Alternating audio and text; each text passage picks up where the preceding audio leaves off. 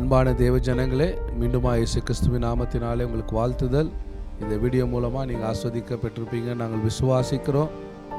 இந்த வீடியோ உங்களுக்கு ஆஸ்வாதமாக இருக்குன்னா அதை நீங்கள் வாட்ஸ்அப் மூலமாகவோ இல்லை கீழே கமெண்ட்லேயோ எனக்கு தெரியப்படுத்துங்க. தொடர்ந்து நாங்கள் உங்களுக்காக ஜெபிக்கிறோம். இப்பொழுது கூட பரிசுத்த ஆவியானவருடைய அந்நிய பாஷையின் வரங்களை குறித்து பார்த்து கொண்டு இருக்கிறோம். போன சீரீஸில் எப்படி அந்நிய பாஷையினுடைய வரத்தை நம்ம விசுவாசத்தில் பெற்றுக்கொள்வது என்று குறித்து நான் பேசினேன். இப்போ அதால் வருகிறதான ஆசீர்வாதங்களை குறித்து நான் உங்களோடு கூட பகிர்ந்து கொள்ள விரும்புகிறேன். முதலாவது, இந்த அந்நிய பாஷையின் வரத்தை யாருக்கு கொடுக்குறாங்கன்னு பார்ப்போம். இயேசு கிறிஸ்து மத்தேயு 3ஆம் அதிகாரத்தில் யோவான் ஸ்நானகன் மூலமாக என்ன பண்ணுறாரு? ஞானஸ்தானம், தண்ணீரினால் ஞானஸ்தானம் எடுத்து அவர் கரை ஏறின உடனே வேதம் சொல்லுகிறது, வானம் திறக்கப்பட்டு பரிசுத்த ஆவியான புறாவை போல அவர் மேல் இறங்கினார். ஸோ அதுதான் பரிசுத்த ஆவியானவர். இயேசு கிறிஸ்து கூட என்ன பண்ணார்? பரிசுத்த ஆவியானவனால் அபிஷேகம் பண்ணப்பட்டார். அவருடைய ஊழியத்தை தொடங்குறதுக்கு முன்பதாக அவர் என்ன பண்ணார்? முதலாவது தண்ணீர்னால் ஞானஸ்தானம் எடுத்தார். அடுத்து பரிசுத்த ஆவியினால அபிஷேகம் பெற்றுக்கொண்டார். அப்போ வானம் திறக்கப்பட்டு அங்கே நம்ம பார்க்குறோம், இவர் என்னுடைய நேசகுமாரன், நான் இவர் மேல் பிரியமாக இருக்கிறேன்னு ஆண்டவர் சொல்றாரு. அப்போ இயேசு கிறிஸ்து தன்னுடைய ஊழியத்தின் நாட்கள் ஆரம்பிக்கிறதுக்கு முன்பதாக அவருக்கும் பரிசுத்த ஆவியுடைய அபிஷேகம் தேவைப்பட்டது. அதனால தான் அப்போஸ்தலர் 10ஆம் அதிகாரத்தில் 38 வாசிக்கிறோம், நசரேயனாகிய இயேசுவை தேவன் பரிசுத்த ஆவியினாலும் வல்லமையினாலும் அபிஷேகம் பண்ணினார். ஸோ தேவன், பிதாவாகிய தேவன் சபைக்கு கொடுத்த வாக்கு தத்துவ பரிசுத்த ஆவியானவன் அந்நிய பாஷை. அது எப்படி நம்ம பெற்றுக்கொள்கிறோம்? இயேசுவை ஏற்றுக்கொண்டு விசுவாசத்தினால கேட்கும் போது அதை நம்ம பெற்றுக்கொள்கிறோம். அது யார் நமக்கு கொடுக்கறது? மத்தேயு 3ஆம் அதிகாரம் 11வது வசனம், மனம் திரும்புதலுக்கென்று நான் ஜலத்தினாலே உங்களுக்கு ஞானஸ்தானம் கொடுக்கிறேன். எனக்கு பின் வருகிறவரோ என்னிலும் வல்லவராயிருக்கிறார். அவருடைய பாதரட்சைகளை சுமக்கிறதுக்கு நான் பாத்திரன் அல்ல. அவர் பரிசுத்த ஆவியினாலும் அக்கினியினாலும் உங்களுக்கு ஞானஸ்தானம் கொடுப்பார். அப்போ யார் பரிசுத்த ஆவியானவரை நமக்கு இன்ட்ரடியூஸ் பண்ணுறது? யார் பரிசுத்த ஆவியினால அபிஷேகம் பண்ணுறது? யார்? இயேசு கிறிஸ்து. தண்ணீர் ஞானஸ்தானம் நீங்கள் போகிறதான உங்கள் சபையின் போதகர் உங்களுக்கு கொடுக்குறாரு. ஆனால் பரிசுத்த ஆவியின் ஞானஸ்தானம் இயேசு கிறிஸ்து நமக்கு பரிசுத்த ஆவியினால ஞானஸ்தானம் கொடுக்கிறவராக இருக்கிறாரு. ஸோ பரிசுத்த ஆவியானவர்னால நீங்கள் ஞானஸ்தானம் நீங்கள் பெற்றுக்கொண்டு அந்நிய பாஷையை பேசும்போது என்ன நடக்குது? 1 கொரிந்தியர் 14:2 வாசிக்கிறபடி நம்ம என்ன பண்ணுறோம்? அந்நிய பாஷையை பேசுகிறவன் யாரிடத்துல பேசுகிறான்? தேவனிடத்தில் பேசுகிறான். அப்போ சில நேரம் நீங்கள் அந்நிய பாஷை பேசும்போது உங்களுக்கு கேள்வி வரும், இந்த பாஷை எனக்கு எதுவுமே அர்த்தம் ஆகலையே, இந்த பாஷை எனக்கு எதுவுமே புரியலையே. ஏன்னா இந்த பாஷை என்ன ஆகாது? மனுஷனுக்கு இது புரியாது. ஏன்னா பைபிள் சொல்லுது, இந்த பாஷை யார்கிட்ட பேசுகிறோம்? நம்ம மனுஷனிடத்தில் இல்லை, தேவனிடத்தில் நம்ம பேசுகிறோம். ஏனெனில் அந்நிய பாஷை பேசுகிறவன் ஆவியினாலே ரகசியங்களை பேசினாலும் அவன் பேசுகிறதை ஒருவனும் அறியாதிருக்கிறபடியினால் அவன் மனுஷனிடத்தில் பேசாமல் தேவனிடத்தில் பேசுகிறான். When you are speaking in tongues, you are speaking directly to God. நம்ம கருத்தோடு ஜெபம் பண்ணலாம், ஆவியோடும் ஜெபம் பண்ணலாம். அப்போ ஆவியில் ஜெபம் பண்ணுறதுனா என்ன? ஆண்டவர் நம்ம கொடுத்ததான இந்த ஹெவன்லி லாங்குவேஜாக இருக்கிறது. இந்த ஹெவன்லி லாங்குவேஜில் நீங்கள் ஜெபிக்கும் போது உங்களுக்கு என்ன ஆகிறது? நீங்கள் உள்ளான மனுஷனில் பலனடைகிறீங்க. உள்ளான மனுஷன் ஆகிறாரு, பக்தி விருத்தி அடைகிறவராக இருக்கிறாரு. ஏன்னா பவுல் இங்கே எழுதும் போது எழுதுறாரு, 14ஆம் அதிகாரம் 12ஆம் வசனத்திலிருந்து நான் வாசிக்கிறேன். நீங்களும் ஆவிக்குரிய வரங்களை நாடுகிறவர்களானபடியினால் சபைக்கு பக்திருத்தி உண்டாகத்தக்கதாக அவைகளில் தேரும்படி நாடுங்கள். அந்தபடி அந்நிய பாஷையிலே பேசுகிறவன் அதன் அர்த்தத்தையும் சொல்லத்தக்கதாக விண்ணப்பம் பண்ண கடவான். எண்ணத்தினானெனில் நான் அந்நிய பாஷையிலே விண்ணப்பம் பண்ணினால் என் ஆவி விண்ணப்பம் பண்ணுமே என்று என் கருத்து பயனற்றதாக இங்கே பவுல் சொல்லும்போது சொல்கிறாரு, நீங்கள் அந்நிய பாஷையில் ஜெபம் பண்ணால் உங்கள் ஆவி என்ன பண்ணுது? தேவனோடு கூட விண்ணப்பம் பண்ணுகிறது. அப்படின்னா என்ன? when you are speaking ஷகரமா தரபா குஷரமா நதரபா அப்படின்னு நீங்கள் அந்நிய பாஷையில் ஜெபிக்கும் போது உங்கள் மைண்டு அங்கே பயனற்றதாக இருக்குது. உங்களுடைய அண்டர்ஸ்டாண்டிங் வந்து பயனற்றதாக இருக்குது. ஆனால் உங்கள் ஆவி என்ன பண்ணுது? தேவனோடு கூட விண்ணப்பம் பண்ணுகிறது. அப்படி விண்ணப்பம் பண்ணும்போது அதனால் வர பெனிஃபிட் என்ன? உங்கள் உள்ளான மனுஷன் பக்தி விருத்தி அடைகிறான். உங்கள் உள்ளான அந்நிய பாஷையிலே பேசுகிறவன் தனக்கே பக்தி விருத்தி உண்டாக பேசுகிறான். அப்போ அந்நிய பாஷையில் பேசும்போது you are edified in your inner man. உள்ளான மனுஷனில் பலப்படுவோம்னு சொல்லி பவுல் சொல்லும்போது சொல்கிறாரு இல்லைங்களா? அப்போ எப்படி உள்ளான மனுஷனில் இப்போ நம்ம வந்து பலப்பட முடியும்? நம்ம அந்நிய பாஷையில் ஜெபம் பண்ணுறதின் மூலமாக. அந்நிய பாஷையை நீங்கள் ஜெபிக்கும் போது நீங்கள் உள்ளான மனுஷனில் என்ன ஆகுறீங்க? பலன் அடைகிறீங்க. நீங்கள் மனுஷனிடத்தில் அல்ல, நீங்கள் டைரெக்டாக தேவனிடத்தில் பேசுகிறீங்க. கொஞ்சம் யோசிச்சு பாருங்கள். ஒரு 4 மணி நேரம் நீங்கள் அந்நிய பாஷையில் ரூமில் நீங்கள் பேசிட்டு வெளியே வரும்போது கடவுள் முகத்தை பார்த்து கடவுளோடு கூட நீங்கள் நேரம் செலவழித்து நீங்கள் வெளியே வரும்போது நீங்கள் ஒரு வார்த்தை சொல்கிறதுக்கு முன்னாடியே உங்கள் மேலே இருக்கிறதான தேவனுடைய பிரசன்னம் இன்னொருத்தவனுடைய வாழ்க்கையை அது தொடுகிறதா இருக்கிறது. ஸோ அப்போ அந்நிய பாஷையில் பேசுகிறவன் என்ன ஆகுறான்? உள்ளான மனுஷனில் பலன் அடைகிறவனாக இருக்கிறான். 2வது பாயிண்ட் வந்து praying in tongues keeps you in the tone with the Holy Spirit. அப்போது அந்நிய பாஷையில் பேசுகிறவன் என்ன பண்ணுறான்? பரிசுத்த ஆவியானவர் தனக்கு தந்தருளின காரியங்களை அவன் புரிந்து கொள்ளுகிறான். பரிசுத்த ஆவியானவர் கொடுக்கிறதான அந்த ஒரு டியூனிங்கில் அவன் இருக்கிறான். நீங்கள் நல்லா கவனிங்க.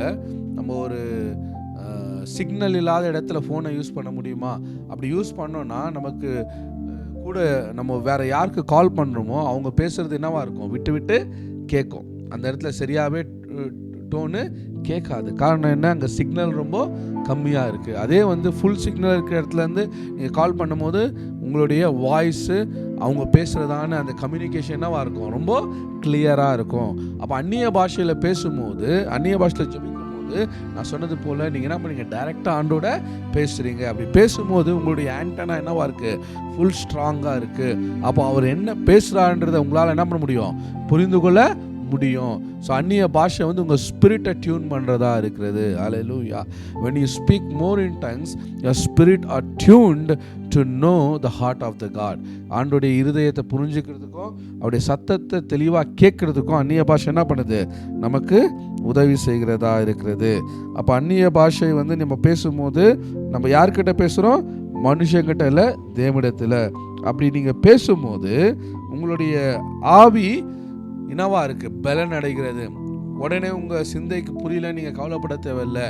ஏன்னா அந்நிய பாஷை பேசும்போது உள்ளான மனுஷனில் என்ன ஆண்டவர் வந்து செய்கிறாரோ, ஆவியில் என்ன செய்கிறாரோ அது மாம்சத்தின் வழியாக தான் வெளியே வரும். அதனால் முதலாவது ஆண்டவர் வந்து ஃபில் பண்ணுற விஷயம் என்ன? நம்முடைய ஸ்பிரிட்டு தான், நம்ம இன்னர் மேன் தான். நம்ம உள்ளான மனுஷன் பலன் அடைந்தானா, நம்ம ஆவிக்குரிய மனுஷன் பலன் அடையும் போது நம்ம சரீரத்துக்குரிய மனுஷன் என்ன ஆண்டவர் உள்ள ஆவியில் செஞ்சாரோ அதை தான் சரீரத்துக்குரிய மனுஷன் ரிஃப்ளெக்ட் பண்ணுறவனாக இருக்கிறான். ஸோ அதனால் முதல் ஆவி எக்யூப் ஆகும்போது உங்கள் சரீரமும் மாம்சமும் கூட எக்யூப் ஆகிறதா இருக்கிறது. ஹல்லேலூயா. ஸோ அதனால தான் நீங்கள் வந்து அந்நிய பாஷையில் பேசணும்னு நான் உங்களை உற்சாகப்படுத்துகிறேன். அடுத்து அந்நிய பாஷையை பேசுகிறவன் 1 கொரிந்தியர் 14 அதிகாரத்தில் 4 வசனத்தை நம்ம வாசித்தபடி அவன் என்ன பண்ணுறான்? அவன் வந்து பக்தி விருத்தி அடைகிறவனாக இருக்கிறான். எடுத்து வாசிக்கலாம். அந்த வசனத்தை நான் உங்களுக்கு வாசிக்க விரும்புகிறேன். 1 கொரிந்தியர் புஸ்தகம் 14வது அதிகாரம். அந்நிய பாஷையிலே பேசுகிறவன் தனக்கே பக்தி விருத்தி உண்டாக பேசுகிறான்.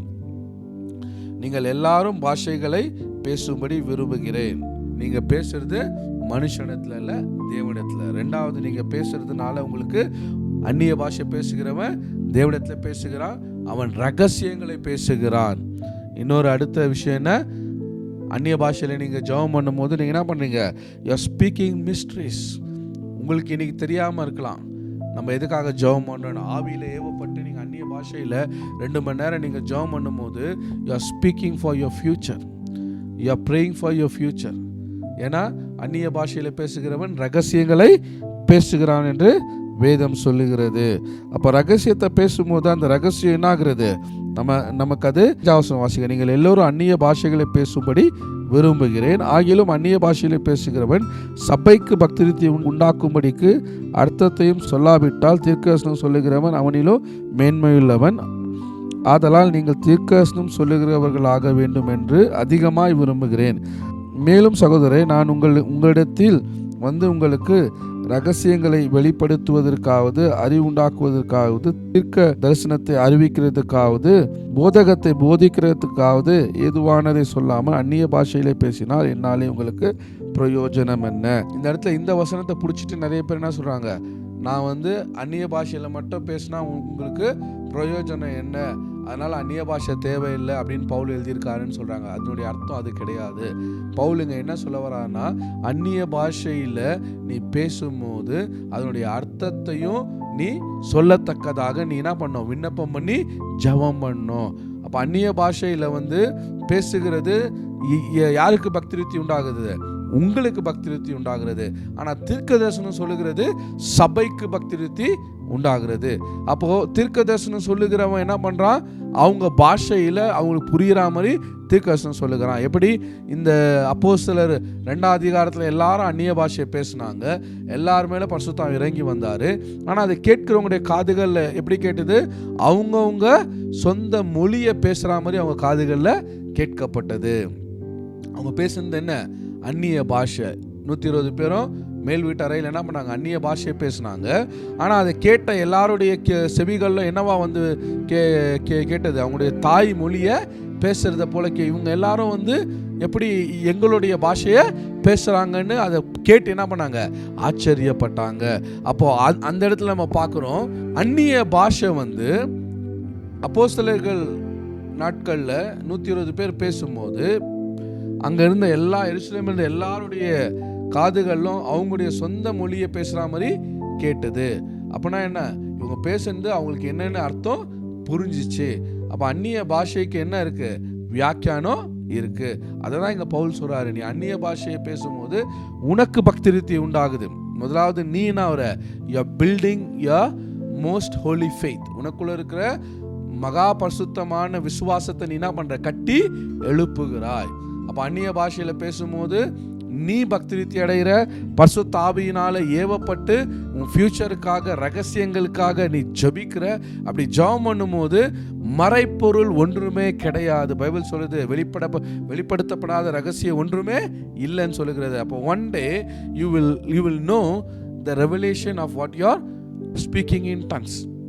நீங்கள் 1 மணி நேரம் அந்நிய பாஷையில் அந்நிய பாஷையின் வியாக்கியானம் என்பது எப்படி இங்கிலீஷ் டு தமிழ் மொழிபெயர்க்கிறாங்களோ அப்படி ஒரு டிரான்ஸ்லேஷன் கிடையாது.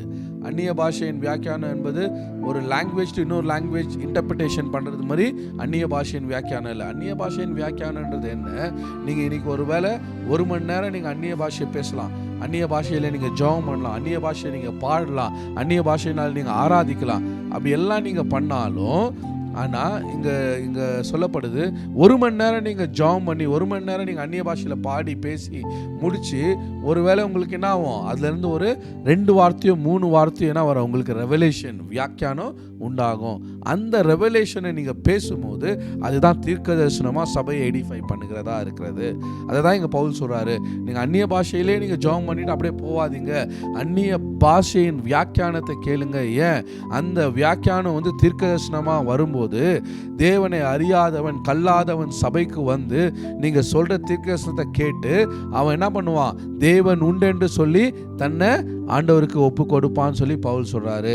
அப்போ அந்நிய பாஷையை பேசாதீங்கன்னு சொல்ல, அந்நிய பாஷையை நீங்கள் பேசுகிற நீங்கள் அதனுடைய அர்த்தத்துக்காக ஜெபம் பண்ணுங்க. அப்படின்னா ரெவலேஷனுக்காக, அதனுடைய வியாக்கியானத்துக்காக. அது வந்து நான் சொன்னதுபடி டிரான்ஸ்லேஷன் கிடையாது. அது வந்து நீங்கள் 1 மணி நேரமோ 2 மணி நேரமோ நீங்கள் ஜெபம் பண்ணினே இருப்பீங்க. சடனாக உங்களுக்குள்ள ஒரு பாரத் ஆவியானவர் போடுவார். யாரோ ஒரு நபரை குறித்தோ இல்லை ஒரு பட்டணத்தை குறித்தோ இல்லை ஒரு சம்பவத்தை குறித்தோ ஏதோ ஒரு இன்சிடெண்ட்டை கொடுத்தோ ஆவியானவர் என்ன பண்ணுவார், நீங்கள் டங்ஸில் ப்ரேயர் பண்ணினே இருக்கும்போது உங்களுக்குள்ள அந்த வெளிப்பாடை கொடுப்பாரு. அந்த வெளிப்பாடை நீங்கள் பெற்றுக்கொண்டு நீங்கள் ஜெபம் பண்ணுறீங்க பார்த்தீங்களா, அதுதான் தீர்க்க தரிசனம். ஆனால் அந்நிய பாஷையில் பேசுகிறவனுக்கு அவனுடைய ஆவி விண்ணப்பம் பண்ணுமே அணி அவனுடைய கருத்து என்னவா இருக்கும், பயனற்றதாக இருக்கும். அவனுடைய மைண்ட் என்னவா இருக்குது, பயனற்றதாக இருக்குது. அப்போ ஆவியில் ஜெபம் பண்ணினே இருக்கீங்க, உள்ளான மனுஷன் பலன் அடைகிறான், சடனில் ஒரு ரெவலேஷன் வருது, அதுதான் மைண்டுக்கு போகுது. அது மைண்டுக்கு போனவுடனே அர்த்தம் என்னன்னு புரியுது. அதை புரிஞ்சு நீங்கள் என்ன பண்ணுறீங்க, கருத்தோட ஜெபம் பண்ணுறீங்க. அந்நிய பாஷையில் ஜெபம் பண்ண நீங்கள் கருத்தோட தீர்க்க தரிசனமாக ஜெபம் பண்ணுறீங்க. அதுதான் இங்கே பவுல் சொல்கிறாரு, நான் ஆவியோட விண்ணப்பம் பண்ணுவேன், கருத்தோட விண்ணப்பம் பண்ணுவேன். அப்போ ஆவியில் விண்ணப்பம் பண்ணுறவனுடைய பெனிஃபிட்ஸ் என்ன? நீங்கள் ஆண்டவரோடு கூட டைரெக்டாக ஜெபம் பண்ணுறீங்க. அது உங்களுடைய ஹோலி ஃபெய்த்தை கட்டி எழுப்புகிறதா இருக்கிறது. அடுத்து அந்நிய பாஷையிலே நம்ம ஜெபம் பண்ணும்போது அதனால் வருகிற ஆசீர்வாதம் என்னன்னாக்கா, ரோமர் 8:26 பார்க்குறோம். அந்தபடியே ஆவியானவர் தமது பலவீனங்களில் நமக்கு உதவி செய்கிறார். நாம் ஏற்றபடி வேண்டிக் கொள்ள வேண்டியது என்னதென்று அறியாமல் இருக்கிறபடியால் ஆவியானவர் தாமே வாக்கு கடங்காத பெருமூச்சுகளோட நமக்காக வேண்டுதல் செய்கிறார். அப்போ இங்கே பார்க்குறோம் ரோமர் புஸ்தகத்தில் நம்ம எப்போல்லாம் ஸ்பிரிட்டில் நம்ம நிரம்பி அந்நிய பாஷையில் ஜெபம் பண்ணுறோமோ அப்போ ஆண்டவர் என்ன பண்ணுறாரு, நம்ம ஃப்யூச்சருக்காகவும் ஜெபம் பண்ண வைக்கிறாரு, தேசத்தின் ஃப்யூச்சருக்காகவும் ஜெபம் பண்ண வைக்கிறாரு. இல்லை ஏதாவது ஒரு விஷயத்தை இந்த தேசத்தில் தடுக்கணும் காப்பாற்றணும் அப்படின்னும் போது திறப்பில் நின்று ஜபிக்கிறவர்களாக நம்ம வாழ்க்கையை மாற்றுகிறவராக இருக்கிறாரு. இப்போ ஆண்டவர் என்ன பண்ணுறாரு, நீங்கள் என்ன ஜபிக்கணும்னு தெரியாமல் இருக்கும்போது அந்நிய பாஷையில் ஜெபம் பண்ணும்போது பரிசுத்த ஆவியானவர் இன்னொருத்தவங்களுக்காக உங்களை கொண்டு ஜபிக்க வைக்கிறவராக இருக்கிறாரு. நான் நிறைய சாட்சிகள் அப்படி கேள்விப்பட்டிருக்கேன். ஒரு சகோதரி சொன்னது உண்டு, அவங்க இங்கே இந்தியாவில் ஜெபம் பண்ணின்னு இருக்கும்போது அதே நேரத்தில் அவங்களுடைய சொந்தக்காரங்க யாரோ லண்டனில் அதே டைம் அதே மினிட்ல அவங்க கார் ஆக்சிடெண்ட் ஆகக்கூடிய அந்த சூழ்நிலை அந்நிய பாஷையில் ஜெபம் பண்ணுங்க ஆவியானவர் சொன்னாராம், நீ இப்போ அந்நிய பாஷையில் ஜெபம் பண்ணே இருக்கும்போது இப்போ அந்த பர்சனுக்காக ஆக்சிடென்ட் ஸ்பிரிட்டை கட்டி ஜெபம் பண்ணுன்னு சொல்லும் போது அவங்க அப்படி ஜெபம் பண்ணாங்களாம். ஜெபம் பண்ணிட்டு முடிச்சு அவங்களுக்கு ஃபோன் பண்ணும்போது அவங்க சொன்னாங்களா, இப்போ தான் ஒரு பெரிய விபத்துலேருந்து ஆண்டவர் எங்களை பாதுகாத்தாரு, நாங்கள் ஆக்சிடெண்ட்டில் சாகாதபடிக்கு கர்த்தர் எங்களை பாதுகாத்தாரு. கார் ஆக்சிடெண்ட் பெரிய மேஜர் ஆக்சிடெண்ட் ஆகிருக்கும், ஆனால் ஏதோ ஒரு இதில் ட்ரக் அப்படி போச்சு, எங்கள் கார் சேஃப் ஆச்சுன்னு. அது என்ன, இவங்களை ஆவியானவர் கொண்டு ஜபித்ததான அந்த அந்நிய பாஷையின் ஜபம், அந்த ஜபம் என்ன பண்ணுச்சு, அந்த நபருக்கான பாதுகாப்பை ரிலீஸ் பண்ணுச்சு. அப்போ நீங்கள் அந்நிய பாஷையில் ஜபம் பண்ணும்போது ப்ரொடெக்ஷன் என்ன பண்ணுறீங்க, நீங்கள் ஃப்யூச்சருக்கான ப்ரொடெக்ஷனை, ஃப்யூச்சருக்கான ரிசல்ட்டை, ஃப்யூச்சருக்கான பாதுகாப்பை, வீக்னஸில் பலத்தை ஆவியானவர் உங்களை கொண்டு என்ன பண்ணுறாரு, பிறருக்காக ஆஸ்வாதமாக மாற்றுகிறாரு. அப்போ அந்நிய பாஷையில் ஜபிக்கிறவன் என்ன பண்ணுறாங்க, பிறருக்கு பிளஸ்ஸிங்காக ஆண்டவர் மாற்றுறாரு. அடுத்து அந்நிய பாஷையில் நீங்கள் ஜெபம் பண்ணும்போது நீங்கள் என்ன பண்ணுறீங்க, உங்களுக்கு விரோதமாக எழும்புகிற ஆயுதங்கள் வாய்க்காமே போகிறது. எப்படி நம்ம மார்க் 16 இயேசுசாமி சொல்கிறாரு, விசுவாசிக்கிறவர்களால் நடக்கும் அடையாளங்கள் அவனை. அப்போ அந்நிய பாஷைன்றது என்ன, வெறும் 5-fold மினிஸ்ட்ரி கிஃப்ட் இருக்கிறவங்களுக்கு, பாஸ்டருங்களுக்கு, படித்தவங்களுக்கு அப்படி இல்லை, விசுவாசியாக இருக்கிற எல்லாருக்குமே அங்கே சொல்லப்பட்டிருக்கு. என்ன சொல்லப்பட்டிருக்கு, நீங்கள் நவமான பாஷைகளை பேசுவீர்கள், சர்ப்பங்களை மிதிப்பீர்கள், சாவுக்கு எதுவான ஒன்று நீங்கள் குடித்தால் அது உங்களை சேதப்படுத்தாது. எல்லாமே அங்கே என்ன பண்ணுறாரு, ப்ராமிஸ் பண்ணுறாரு இயேசு. இதெல்லாம் யார் மூலமாக நடக்கும், விசுவாசிக்கிறவர்கள் மூலமாக. அப்போ நீங்கள் விசுவாசிகளாக இருந்தாக்கா அந்நிய பாஷையில் நீங்கள் ஜெபம் பண்ணும்போது உங்களுக்கு விரோதமாக உருவாக்கப்படுற ஆயுதங்களை ஆண்டவர் உங்களுக்கு காண்பித்து அவைகளை நீங்கள் முறியடிக்கும்படி ஒரு உன்னத பலனை பரிசுத்த ஆவியானவர் இந்த அந்நிய பாஷையின் வார்ஃபேர் மூலமாக அவங்களுக்கு வெற்றியை கொடுக்கிறவராக இருக்கிறாரு. அப்போ அந்நிய பாஷையில் ஜபிக்கிறதுனுடைய ஒரு ஜபம் என்னன்னாக்கா ஸ்பிரிச்சுவல் வார்ஃபேர். அப்போ நீங்கள் டங்ஸில் ப்ரேயர் பண்ணினே இருக்கும்போது பிசாசின் போராயுதங்களை என்ன பண்ணுறீங்க, ஆவியானவர் எதிர்த்து நிற்கத்தக்கதான ஒரு திராணியை நமக்கு கொடுக்குறாரு, ஒரு போல்ட்னஸ் வருது. அப்போ நீங்கள் ஜெபம் பண்ணும்போது உங்களுக்கு அந்த ரெவலேஷன் வருது, இந்த ஸ்பிரிட்டை நம்ம பைண்ட் பண்ணோம், இந்த காரியத்தை நம்ம எதிர்த்து நிற்கணும்னு சொல்லி அந்த ஒரு டிசைனிங் ஸ்பிரிட்டை ஆண்டவர் என்ன பண்ணுறாரு, அந்நிய பாஷையில் ஜெபம் பண்ணும்போது நம்ம ஆண்டனா டியூன் ஆகும்போது நமக்கு விரோதமாக எழும்புகிற ஆயுதங்களை பிரேக் பண்ண அந்த ஜபத்தை ஆண்டவர் பயன்படுத்துகிறவராக இருக்கிறாரு. அதனால் நீங்கள் ஒரு வெற்றியுள்ள வாழ்க்கையை வாழ்கிறதுக்கு அந்நிய பாஷையின் ஒரு வரம் உங்களுக்கு மிகுந்த பிரயோஜனமாக இருக்கும். நீங்கள் நிச்சயமாக இதனால் பலனடைவீங்க, உங்களுடைய ஆவிக்குரிய கண்கள் திறக்கப்படும், அநேகருக்கு நீங்கள் ஆஸ்வாதமாக இருப்பீங்க. அதனால் இன்றைக்கி இந்த பெனிஃபிட்ஸ் எல்லாம் ஆவியான உங்கள் லைஃப்பில் பயன்படுத்தணும்னு சொல்லி ஜெபம் பண்ணுங்க. கர்த்தர் உங்களை உபயோகம் பண்ணுவாராக, கர்த்தர் உங்களை ஆஸ்வதிப்பாராக. ஆமென்.